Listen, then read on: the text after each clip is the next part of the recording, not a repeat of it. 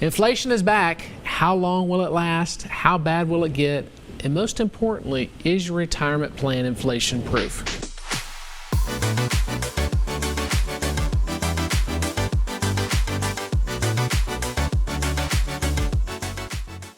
Hey, I'm Wes Wood, the income guy and founder and president of Wood Financial Group. And for nearly 20 years, I've specialized in helping hardworking Tennesseans just like you reach their retirement goals through income-based financial strategies. And if you're looking for the right solutions to achieve your own financial goals, I can help. Just reach out to me at retiretv.com or by calling 615-826-5749 during today's show or at any time.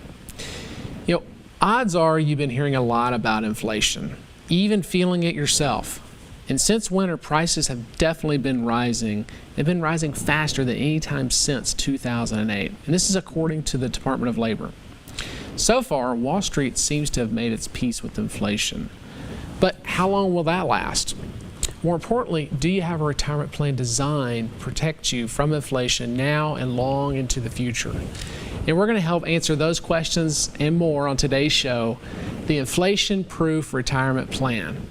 We're going to cover how inflation happens and what's behind the current trend, the broader risks of inflation in retirement, and how investing for income helps you give yourself the inflation-proof retirement plan. And joining me on this week's show is David Scranton. David is an investing for income specialist with over 30 years of experience, and he's also a best-selling author and a television host. But before we get to Dave, let's cover some of the inflation basics. The textbook definition of inflation is that there's too much demand chasing too few goods and services. It sounds like a bad thing, but it's really not, because if you have a little bit of inflation, it's seen as a good thing because it means consumers are consuming. They're spending. In other words, they're spending their money, and that fuels demand, which is of course going to create jobs, drives growth, and generally signals a thriving economy. But the problem comes when investors start worrying about its backlash. If prices rise too high too fast, people may suddenly stop spending and throw everything into reverse. So what happens is demand drops, job growth slows, and before you know it, the economists are whispering the dreaded R word, recession. But none of that has to actually happen for the markets to be affected. Remember, the markets are forward-looking. So even if big investors are only getting a little nervous about the inflation backlash, it can still trigger a sell-off. And in fact, we saw some market volatility back in May due to these inflation fears. And since then, the markets have rebounded and achieved new record highs. But does that mean investors are done worrying?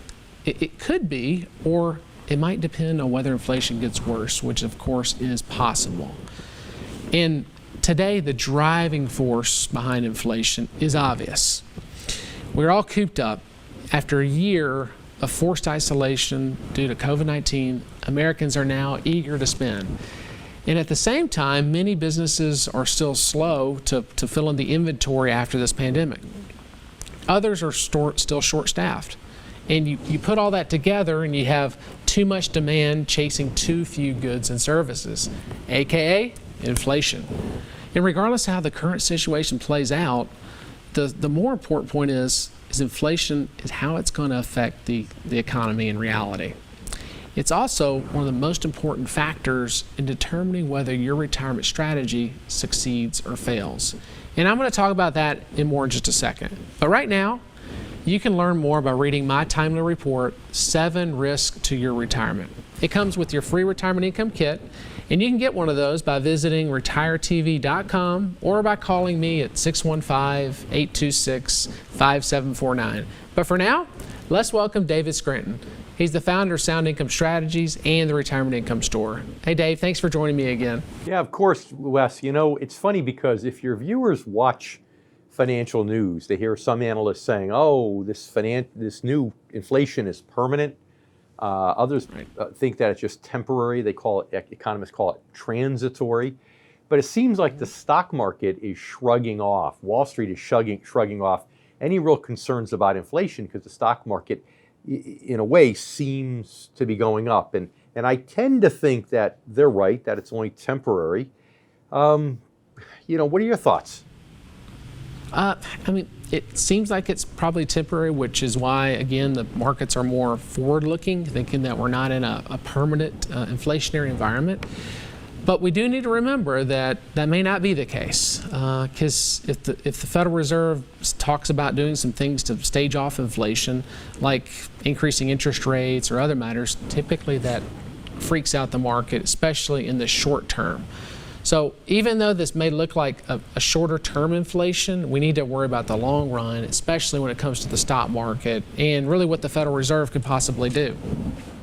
Yeah, and when you say that, it's so true, because even if this is short term, inflation lasts throughout retirement. And I always call it, the silent financial killer, right? Hypertension in the human body is considered the silent killer because it creeps up on you. All the damages that occur as a side effect of having high blood pressure are gradual. And the same is true with inflation. Even at a 3% inflation rate, as you know, Wes, that means that 24 years later, someone will need twice the amount of money as they did, twice the amount of income as they did the first day of retirement. So that's at 3%. At 4%, it only takes 18 years for that retiree to require twice the amount of income as they had their first day of retirement. So that's a long-term problem.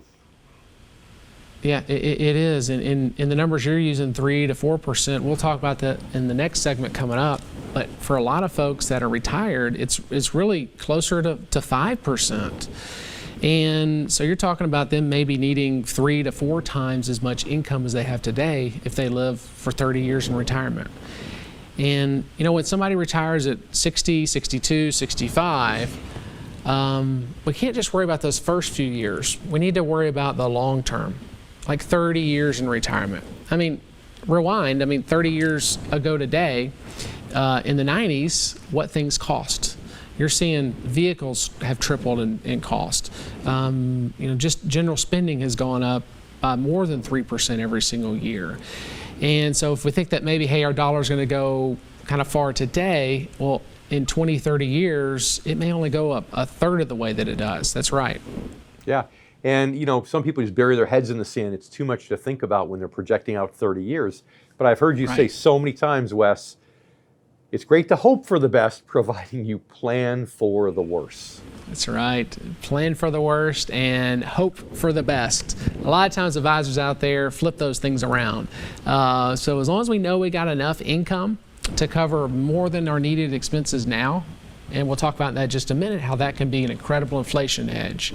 But Dave, stay with us. We're going to talk more in just a bit. And coming up after the break, I'll talk about why inflation is such a crucial factor in retirement planning. I'm Wes Wood, the Income Guy, and you're watching the Retirement Income Show.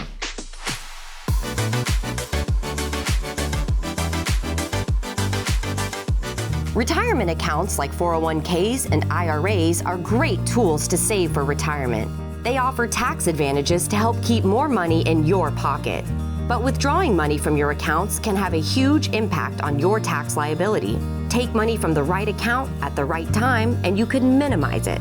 But taking money from the wrong account at the wrong time could result in a big tax burden. If you're not sure what you should do with your 401k in retirement, visit retiretv.com to schedule a free, no-obligation conversation with Wes Wood and Wood Financial Group.